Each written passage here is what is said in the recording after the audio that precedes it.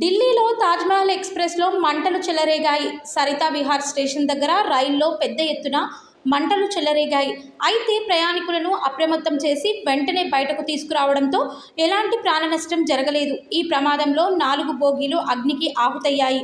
సంఘటనా స్థలానికి చేరుకున్న 5 ఫైర్ ఇంజన్లు మంటలను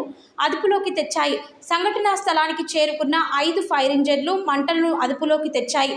విద్యుత్ షార్ట్ సర్క్యూట్ కారణంగా మంటలు చెలరేగినట్లు గుర్తించారు అధికారులు.